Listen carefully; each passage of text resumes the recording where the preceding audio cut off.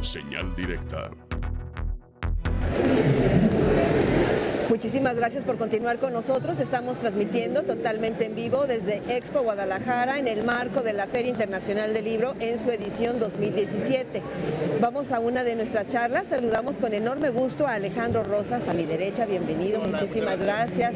A mi izquierda también se encuentra Julio Patán y nos traen una propuesta interesante porque es su primera obra conjunta, digamos, ¿no?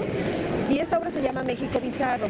Les preguntaba unos segunditos antes de entrar al aire, digo, yo creo que se divirtieron muchísimo, entonces se la pasan muy bien con esta obra. Cuéntanos un poquito. Es una obra generosa, te decía yo, desde muchos puntos de vista. Nos la pasamos bien a la hora de imaginarla, ¿no? Estábamos en mi casa, Alejandro, nuestro editor y amigo Gabriel Sandoval y el director editorial de Planeta, y yo estábamos bebiéndonos unos whiskies, buenos whiskies, como se tiene que hacer a nuestra provecta edad. Es que todavía eres muy joven, entonces te puedes permitir otras cosas, no me pero... invitar, con mucho gusto, ya estás. Pero estamos tomando unos whiskies y hablando, Alejandro y yo, así de bizarreces de México, ¿no? Nos gusta hablar como de cosas raras, excéntricas, surrealistas, lamentables también de la historia de México, pero como en anécdotas, ¿no? Así muy relajadamente. Y de pronto nuestro editor, que sí tiene un sentido práctico de la vida, dijo, pero a ver, eso es un libro. Y ocurrió un milagro. Y es que por una vez una borrachera, aparte de una cruda, trajo un resultado positivo, ¿no? Bueno, es que dice que algunos temas surrealistas, pero también unos muy crudos y reales, ¿no? ¿Cómo conjugarlos? ¿Cómo escogieron sus temas? Mira, lo que pasa es que pasamos de la tragedia a la comedia con mucha facilidad en México. Entonces muchos temas que quizás tendrían que ser muy indignantes para todos nosotros terminan siendo una farsa. Pero esa farsa a la vez te permite ir criticando y hacer como una especie de conciencia de qué es lo que no queremos para México. Por ejemplo, el caso de lo de la paca famosa. Claro. 1994, estamos buscando al supuesto diputado, al diputado Muñoz Rocha, acusado de haber matado a Ruiz Massieu.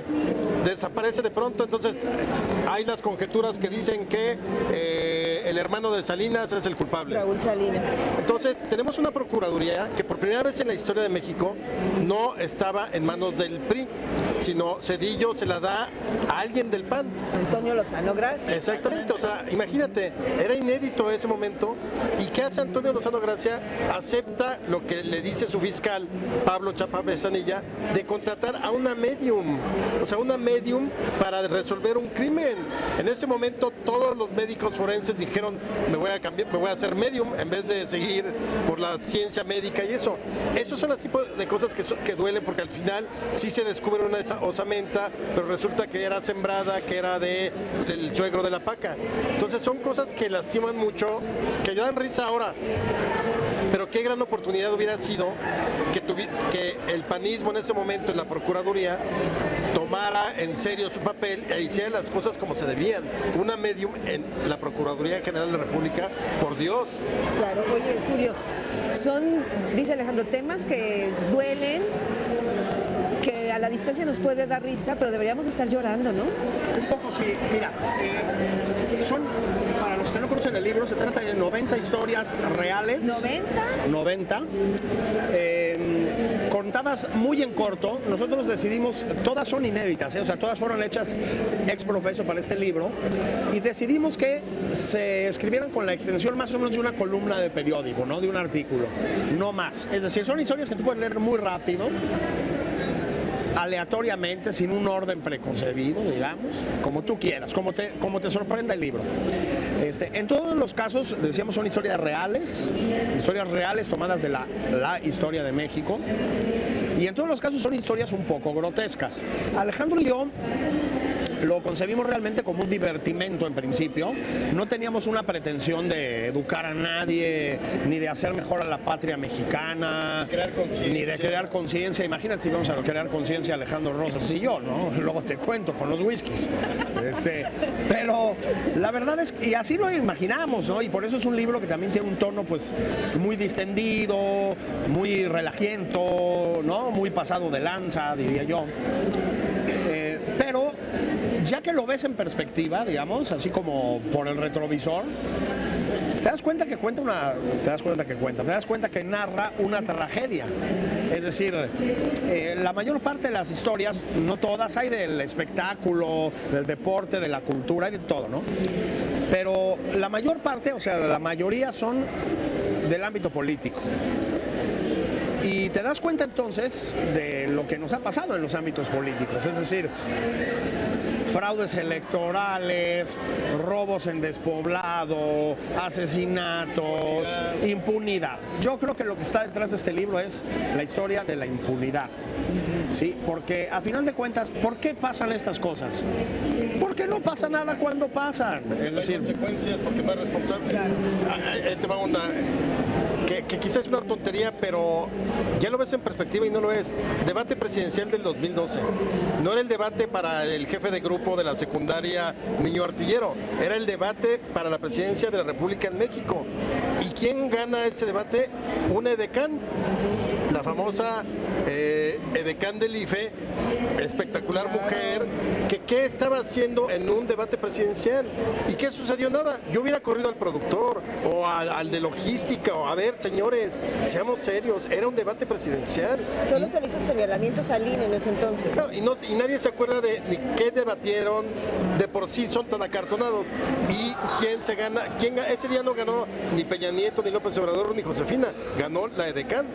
Sí, lo recuerdo perfectamente. Ganaron la edecán y Cuadri, ¿no? Porque la mirada que le tiró así Cuadri. Foto fue sensacional. No, bueno, hoy en día. Digo, sensacional por dar una expresión prodigiosa, ¿no? Pero en realidad es una imagen ofensiva. Hoy en día, al que se le ocurrió poner a esa mujer ahí y a Gabriel Cuadri mismo, les hubiera caído un escándalo merecidísimo, ¿sí? Pues, ¿por qué te gusta? Acoso por cosificación de la mujer, es decir, ¿por qué? ¿Por qué, no? Sí. Bueno, ya nos dijeron que también hay temas políticos, temas de deporte, pero también son hechos reales, algunos recientes y otros no tanto. Estoy viendo que también están hablando de la pierna de Santana, de General Santana. Claro. ¿No? Fíjate que en el caso hay de todas las épocas, porque igual, como decimos, no es un libro de coyuntura, no es un libro de ahorita que está la situación revuelta, sino viene desde los aztecas hasta nuestros días, distintas historias entre las 90. Y la pierna de Santana es maravilloso porque también son cosas bizarrísimas.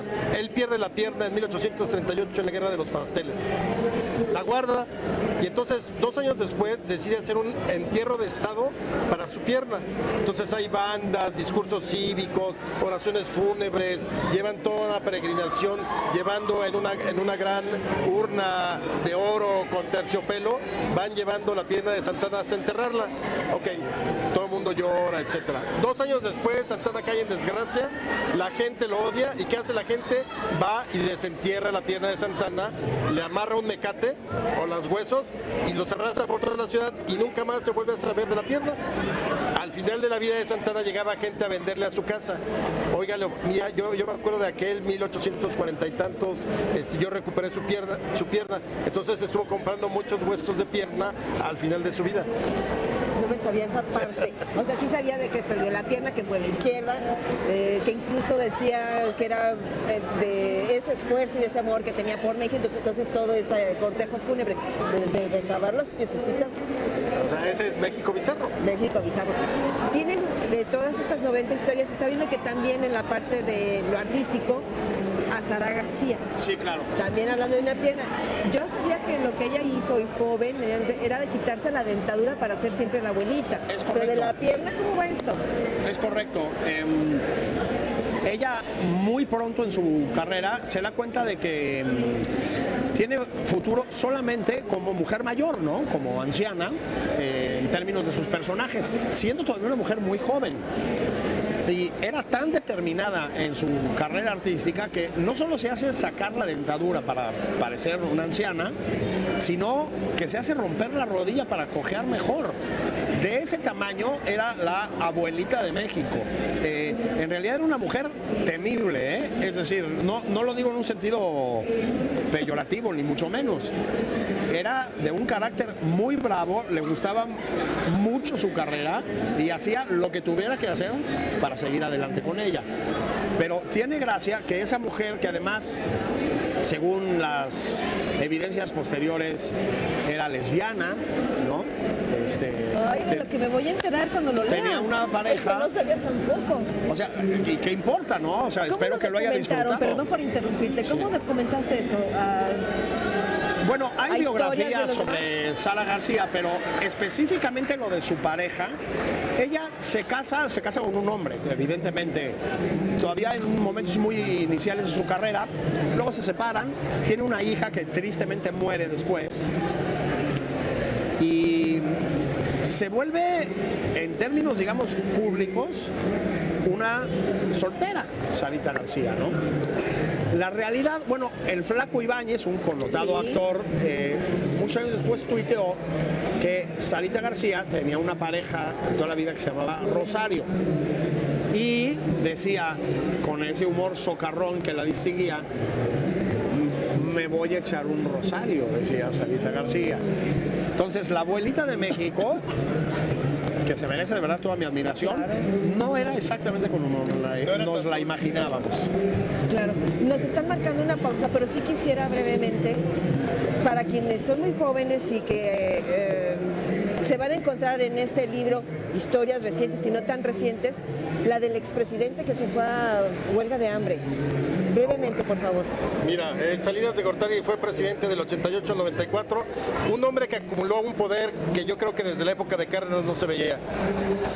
Termina su sexenio, se siente perseguido, le ofende mucho que le echen la culpa de la crisis del 94 y entonces para, digamos, recuperar su reputación, decide irse a huelga de hambre y se va a Monterrey, a una de estas colonias de solidaridad que él había fundado, y pasa una huelga de hambre como de 17 horas y ahí con su carita y su chamarra de cuero, patético, ¿sabes? Yo creo que es una de las escenas más patéticas de un expresidente de la República.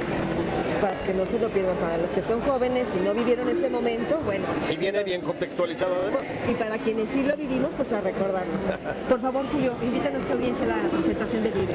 Miren, vamos a presentar Alejandro Rosas y yo mañana aquí en la Feria Internacional del Libro de Guadalajara, Salón 7, 18:30, o sea, a las 6:30 de la tarde, México Bizarro. Y vamos a regalar eso es muy importante. Libros electrónicos, digamos, los digitales. vamos a regalar por sorteo. Va a haber pines como los que cargamos así. Sí, es un sorteo absolutamente limpio, verificado. Se lo encargamos a Manuel Bartlett para que estén tranquilos. Bueno, que tengan mucho éxito. Muchísimas gracias. Muchísimas gracias. Gracias. Regresamos en 2 minutos.